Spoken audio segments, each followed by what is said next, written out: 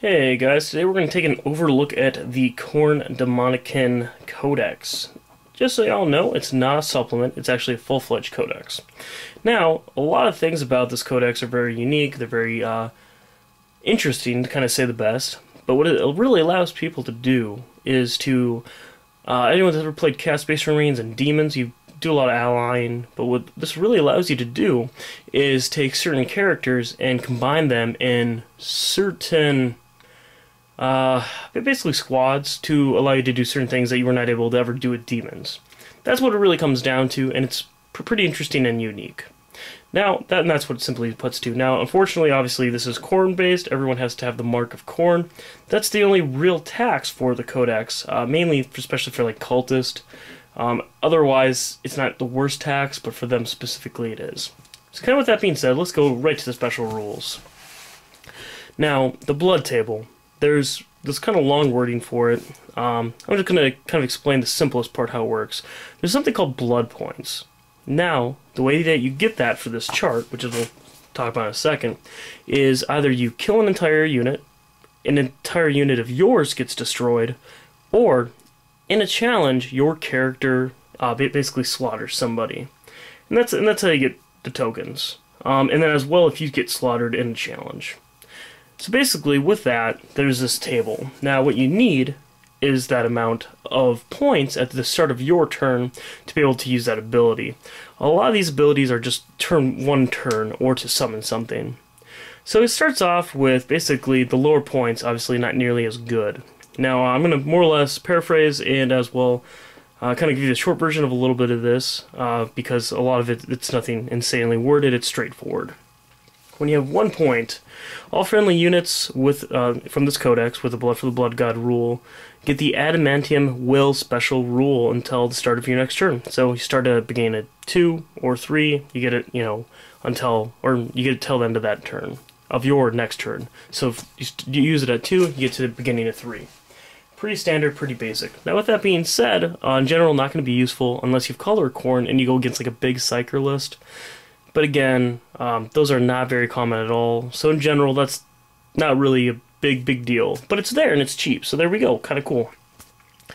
2. This one's a little bit less good because you get Furious Charge and Rage special rules until the end of your next turn. And it's all friendly units with Blood for the Blood God. Now, anyone with Mark of Khorne have the Rage and Counterattack special rules. So again, that's Mark of Khorne compared to Demon of Khorne, and that's just, it's okay, not great, not really the biggest deal. 3, it's Unstoppable Ferocity. All units with Blood for the Blood God special rule, which is the entire codex, except the walkers and the vehicles, get the Feel No Pain special rule until the start of your next turn. Now what's really cool about that is, let's say you do smaller fiends or las cannons or something like that. Let's say you blow up a vehicle or two, so somehow you get some blood points. Potentially turn 2, because 3 points is not too far-fetched. Again, maybe they blow a couple of your squads off. Your entire army could have Feel No Pain for turn 2, and then you're running and just move and run, move, run, move, run. And there's a chance you could do that. The really cool reason being, and this really influences minimum squad, minimum squad, minimum squad, minimum squad. And that does potentially get really, really cool. So again, I think number 3 is going to be a very like pro move, because you can use multiple of these in one turn if you have enough points. Although maximum points you can ever have at one time is 8. I think 3 is just phenomenal. Now 4, all friendly units with the Blood for the Blood God special rule add 1 to their attack characteristic until the start of your next turn. Again, this is just horde of guys. This is all you do. You just have bros everywhere. You have no flyers. You really don't want to spend points on land raiders. I mean, you still can, get people there. But when it comes down to it, you need a lot of dudes left for this to really make it useful. Because I think in general, most people would still want to Feel No Pain. Again, comboing those two, big deal. Now, number 5, again, a unit consisting of 8, basically number 5 is where you get this weird summoning thing. Basically, you use your points to get a unit consisting of either 8 Blood Letters or 5 Fleshhounds of Khorne. It's either one, you get to choose. and then they just get summoned within 12 inches of any friendly unit with the Blood for the Blood God special rule. So, depending on, it could really kind of be anywhere on the board when you really think about it, as long as you're playing a big point game. One guy's left from one squad, alright, you guys get summoned. Pretty, kind of cool. I don't think it should be like a 5, because like the Bloodletters isn't that great. The Fleshhound's not that great, especially because they can't get shot to crap before they get to assault next turn. You still have to remember the very basic of summoning rules. They cannot assault when they come in. Number 6, same thing, except this time you get 3 Blood Crushers or a Skull Cannon. Now, as much as I love Blood Crushers, again, kind of the same thing. When you get summoned, you get, Deep Strike in. Not that great, because again, you can get shot to crap. It becomes situational where 5 and 6 are good. Now, the only good thing about 6 is you can get a Skull Cannon. Reason that's great is assault grenades. Guess what? Like, virtually nothing in this codex has assault grenades, because Chaos Space Marines just don't have them. It depends on, like, Bloodletters. Guess what? Now you have assault grenades. That's just how the Skull Cannon works. Very cool, very, fun. Has a lot of potential because of the Skull Cannon. Now here's where it starts to get tricky. So you have summon. One's a lot better than the other in general. Number 7, you have to have a character alive, which in general, this is why every time you kind of want to upgrade one guy to a character, you can turn them into a Demon Prince. That's all this big wording here is just kind of a weird way of saying whatever artifacts, warlord traits, they get them, but they turn into a Demon Prince. And as well, it does not say independent character. So again, you can just, hey, cultist bro, whoever. Very, very cool. Now, this is where, again, you go from kind of cool to, that's pretty cool, to number 8. You get a Bloodthirster. So again, it just keeps on going to, if you can hold out, it gets better and better and better and better and better. So that's what that table is. Again, they destroy your unit, you kill a unit, you kill a guy in a challenge, you get a blood point. And that's how it works. There's one other way to get it, which we'll get to soon, but that's the in general part of it. Overall, it's pretty well, it's pretty cool, like, add-on for a codex. It's a here's free pros, it's kind of like the Eldar, Dark Eldar, I believe. Weird table where each turn they get something cooler, but this is like a selection. Now, with that being said, I think this codex is very, take minimum squads. There's no, like, the whole thing about Chaos Space Marines is, it's the only Codex Space Marines where you can take, 20, let's just say base Marines in a squad. They're the only people that really allow any of that. Well, again, for, like, Marines specifically. So, one thing you'll notice, too, here we'll talk a little bit about sizing of squads. They don't have the 5s anymore. You have to take it differently. So, that's the table. This is one of the biggest things. Warlord traits, nothing super special. I mean, they're kind of good, but number 1 is honestly what you want. Icon of War. Anyone within 12 inches of your Warlord gets to reroll failed charge rolls. Pretty good. Number 2 is Zealot. Number 3 is a 1 to your Warlord's attack characteristics. That's okay. Can be good, can be just okay, really. 4 is, they get this is another big one, and like, this is what you put on your Bloodthirster. Your Warlord generates 1 additional blood point each time he slays an enemy character in a challenge. Although, a lot of times, I decline challenge. Because you're gonna, if you have someone good, you're gonna kill me. I'm just not gonna give you blood points. So this is really cool, but when you really think about use, it's kind of garbage. Number 5, the Butcher King. Your Warlord has a preferred enemy special rule. That's relatively good. 6, Destined for Glory.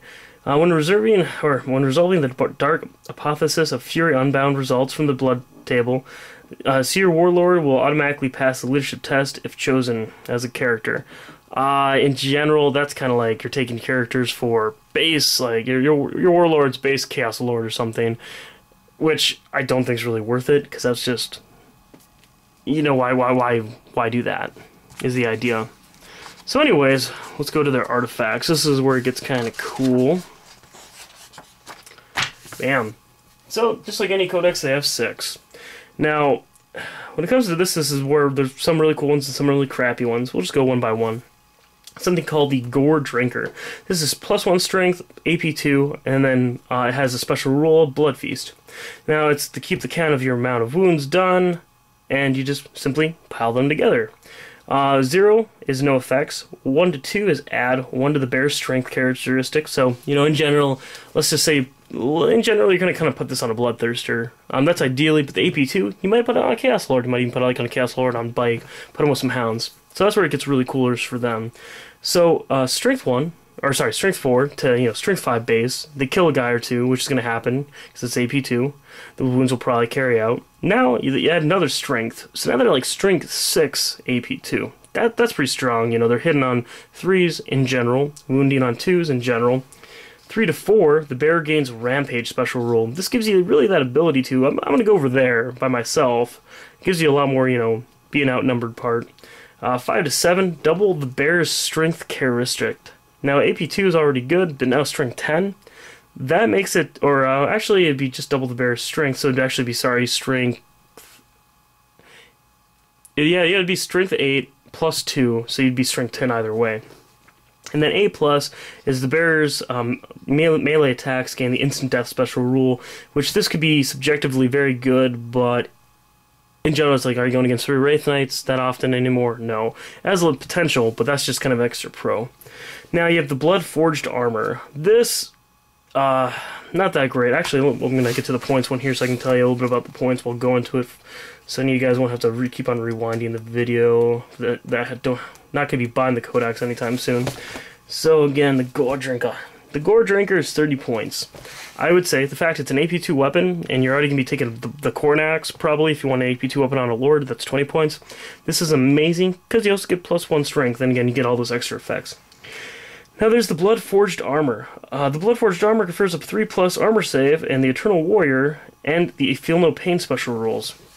Now, one thing you're going to notice about that is it's 15 points, but you can only take it on a Chaos Lord. That's what's kind of messed up. Actually, no, sorry, I'm looking, it's 6 and 7, sorry. I was looking at the wrong one. It's not available for model wearing Terminator armor, so again, you can't do it on like a Chaos Lord, which would in Terminator armor, which is just weird because you have issues. And then it's Chaos Lords or Demon Prince of Khorne only. So basically, you're going to be taking it on one of those two. That's the only ifs or buts. But here's the thing. So Eternal Warrior, super cool for your Demon Prince, because now you don't have to worry about getting like doubled out by like Knights. Although Demon Prince of Khorne, not really going to do much against Knights. There's some other Strength 10 like Wraith Knights. Pretty cool to have Eternal Warrior, but in general they're doing so many wounds that you'll be alive an extra round of combat to kill them, but after that you're kind of wonked out of existence. Now the great part is how you get Feel No Pain. So basically you get into 3+, Eternal War, and Feel No Pain, and now the catcher is 50 points. And again, sorry, I was looking at the wrong one, they're not in order as they are back here.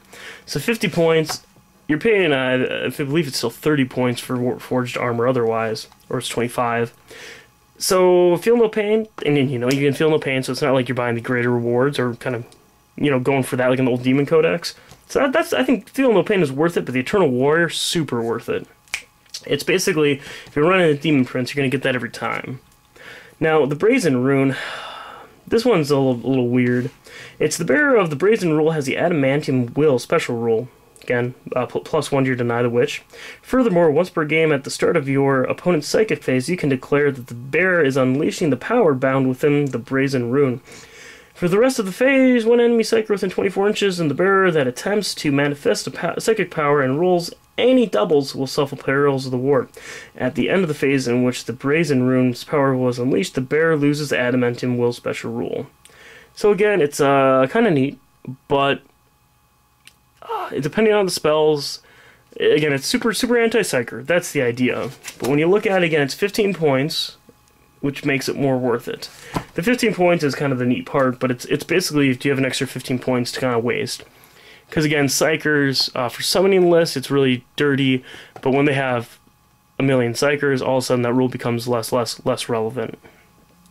So the only nice thing is you can declare which psyker, and maybe they won't even then do a psyker ability. So again, it has potential for 15 points. Now is the Blade of Endless Bloodshed, which this name is kind of ironic because you'll see one in a second. Now it has a strength as user AP3, and then has a special rule of Deluge of Gore. At the end of any assault phase, which the bearer inflicts one or more casualties, the controlling player generates the blood. Oh, so whoops, and the That went to all the movies. Alright, so anyways, actually, move the camera back a little bit here. So anyways, what you kind of end up seeing there is, at the end of any assault phase, which bear inflicted one or more casualties, the controller player generates 1 blood point. Now, in addition to any other he generated that phase, so potentially you're getting 3. Killing a squad, winning the challenge, and then that. So that's cool because it keeps on adding the tokens. Now, the blade, how many points is it again? The blade is 35, although you're going to see that for the first 3, it's only one artifact, and then a model may take the following. Here they're replacing. The replace can potentially cause issues at times. So again, but it's 35 points. So there we go. It's pretty darn cool because you can get extra. Except that guy now has a target on his head. Now, the Skull Helm of Khorne is kind of the same thing here. It's a little bit different. The bearer of the Skull Helm has a Fear special rule, which doesn't really matter. In addition, every time the bearer of the Skull Helm rolls a 6 to hit in close combat, he can immediately make another attack at the same initiative step. However, these attacks cannot confer additional attacks, so it's a lesser version of the Khorne's Butcher Horde. That's all that is. So again, pretty cool, but nothing really that big of a deal. Now, the Skull Helm is cheaper, if I believe. Yep, it's a 15 points, but it can only be taken by a Chaos Lord. There's a little sub-note. So that's where it's, meh, it's okay. Again, if you can like the other axe, right here, the Gore Drinker, it comes pretty cool. Or even like an Axe Khorne. So now this is one that you probably heard a lot about, which is honestly one of the best. In a weird way, we're going to go into a lot more explanation on this one. So it's the Korlath, the Axe of Rune. It's Strength User, AP 2, and has a couple special rules. Now, has Decapitating Blow, which you're all familiar with, instant death on 6s to hit. But the big here is Caged Fury. Now, I'm going to read this slow and we're going to go through it. If the bearer of the Axe of Rune is reduced to 0 wounds, or is otherwise removed as a casualty. Big keywords there, so if you get stomped out, things like that. Otherwise removed as a casualty. A Bloodthirster of Unfettered Fury is summoned within 6 inches of that character before he is removed as a casualty. At the end of each controlling player's remaining turns, though, the Bloodthirster automatically loses D3 wounds. Invulnerable saves are allowed. These wounds are as normal, other saves are not. So again, if you read that carefully, invulnerable saves are allowed against these wounds as normal, other saves are not. So you're getting your 5 up. Now here's the way I like to look at this. Let's say a Chaos Lord dies. It's like saying he was worthy, he turns into a Bloodthirster. It's kind of like the turning into a Demon Prince from the older Codex, regular Chaos Space Marine Codex. But he's bleeding out. It's like he kind of went to full, but he still has that wound that's just kind of bleeding him out. Because at the end of each turn, you have to roll to see how many wounds you take. So the cool thing now, it's expensive. The rune, I believe, yeah, it's 60 points. But here's the thing. 60 points, you're getting an AP2 weapon, so that would be 20 points. You're getting, basically you're paying for an Axe Khorne for the 20 points. But for 40 points, you get a Bloodthirster that you can either go fly mode and have him objective capture, or, which most people will do, he'll have him just come in as landing, so he can't attack that turn, but you gotta remember it's the turn they come in. So he'll be able to attack next turn. You gotta really remember the technicalities of that. Because he's coming down on your turn, he'll be able to assault the next turn. So that's potentially really cool. The only issue is if, let's say, he kills guys, sweeps them, but then he loses his last wounds because it's D3. He potentially might only be there for 2 turns. And it gets scary. But that's a really, really cool weapon on its own. Again, pretty cool artifacts. Nothing really awful there. Now, besides that, I'm going to talk a little bit about the war gear. The war gear got better and worse. Now, basically, the main thing to notice here is you don't have Preds, you don't have Vindicators, anything like that. So a couple things got really limited, and one of the main ones is the vehicle equipment list. You can only take a Combi Bolter, Combi Melter, Plasma, Extra Armor, Havoc Launcher, or Demonic Possession. You can't take things like Dozer Blades or Dirge Casters. Dirge Casters were big, because again, like anti-assault, you know, like, or not anti-assault, I mean pro-assault, where the Dirge Casters were pretty cool. So anyways, things like that kind of took a big hit, I think, because they still can take Land Raiders. Gifts of Khorne. The cool thing is now, what do you call it here? The Chaos Lords and Heralds can take them. So, and again, Juggernaut of Khorne gives you +1 attack, wound, and oh geez, I'm having issues remembering. It's 1 wound, 1 attack, and 1 toughness. So you kind of have that ability. Do I want to give them the extra 2 compared to just a bike for extra toughness? So that's kind of cool as well. You got a couple cools there. Loci, they can still take their Locais from the Demon Codex, which is nice for the Demon Heralds. But ranged weapons the same, melee weapons the same, heavy weapons again the same. They didn't ever get anything with frag and crack missiles differences. Special weapons, again you have Flamer, Melts Gun, Plasma Gun. No combis, which again not really a big deal, but they just still don't give that option. Now Hellbrutes, they have Thunder Hammers now, which is kind of a neat. It's only a 5-point upgrade, but you're paying for the concussive. Again, Hellbrutes in general, no really reason to ever take them. The Hellbrute list takes that much, which is kind of funny. It takes about a fourth of it. So the War Gear list is pretty relatively the same. It's nothing special. Now, one of the biggest things that's messed up about this is, being a Khorne Codex, you would think that the Khorne the Betrayer and probably Scarbrand would be in here. They are not. We're going to talk a little bit about each section, kind of just hammer it out. So again, the HQ section is a little bit limited, but a little bit awesome. Chaos Lords, you gotta remember you're going to be paying for the Market Khorne on all these guys. Chaos Lords, cool though. One of the great things, they allow them to take the Axe of Khorne, so you get that instant death AP2 weapon. As well, you can also take like a Chain Fist. You have those really weird options. And again, that's also if you're in Terminator armor, you can do that. But you have those abilities to kind of do these weird combos that you weren't to before, because of, again, like specialist weapons. So you got a lot of cool random things like that. Again, it's just because, like, oh, I can now take an Axe of Khorne. That's cool, you know? Again, Initiative 5, AP2 weapon. So your Chaos Lords, that's one of the things I always had issue with. The best thing they could really get was a power weapon, or like a Lightning Claw. Now, because again, like AP2, they always had to like take a Chain Fist. Now, they don't have to. Again, otherwise, this is like massing Chaos Lords. This isn't like the artifacts we're talking about from the Chaos Space Marines. Now, Demon Prince of Khorne, I think everyone can agree, a Demon Prince of Khorne is basically kind of a piece of crap. It's unfortunate, except for the artifacts, they make him pretty cool. Again, Internal Warrior and so on. That's pretty cool. Can only take Warpforged Armor and Demonic Flight, so wings. Kind of a little bit of a downfall there, but now he is fearless as well again, like the Chaos Space Marines. Herald, same thing. He cannot take a regular bike, though. He has to basically take demonic upgrades. But he can, again, take Loci, Gifts of Khorne, and then the artifacts. So different artifacts. Bloodthorn, Throne, you're all familiar with that. Skull Taker, another big thing here. Not only did you not get Khorne the Betrayer, Skull Taker can also not take a Juggernaut anymore. It is in his rules, there's no ability to. That's kind of a thing that everyone is, to say nicely, not happy about. Now, Bloodthirsters, this one, the Unfettered one, is just your basic Bloodthirster from that everyone knows and loves. Although you're going to notice that you cannot take any greater or lesser gifts or exalted because they don't exist, as in the data slate that we all saw in White Dwarf about a week ago, roughly. But again, fearless, and then they obviously contribute to the other rules for the Codex. And they have Lash Khorne.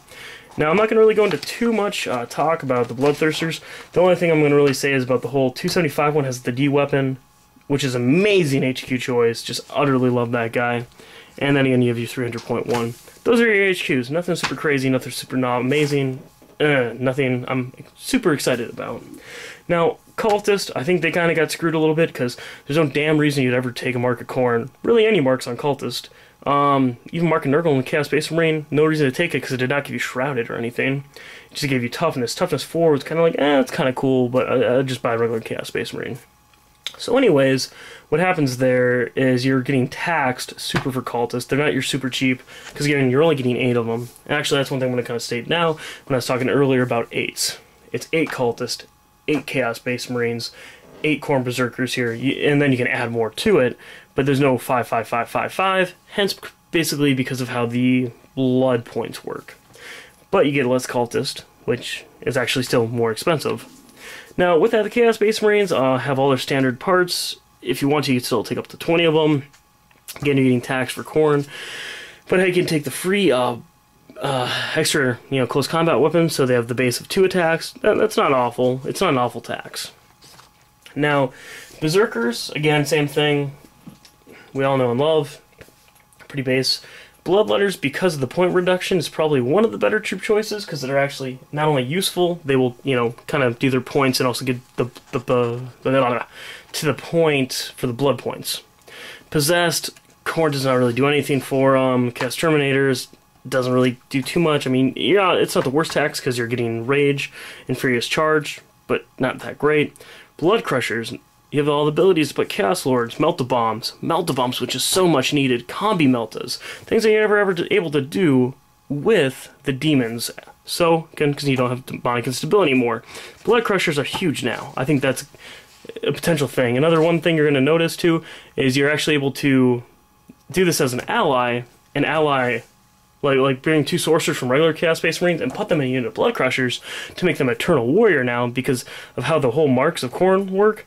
It's completely different than the Chaos Space Marine. So, fun, weird combinations. They're probably going to get FAQ'd. Chaos Spawn, you're getting taxed, 2 points. That just sucks. Can't do anything to them. You can now take Chaos Rhinos and Fast. Nothing really new there, no points. Chaos Bikers, again, Khorne, nothing. No one really took that. Fleshhounds, again, same kind of jankiness as before. Chaos Lords, other things you can put in the unit of Fleshhounds. Again, I see allies a ton of potentials for this codex. As a main codex, I see some issues because you don't have as much freedom. But allies, you can do a lot of cool stuff with that.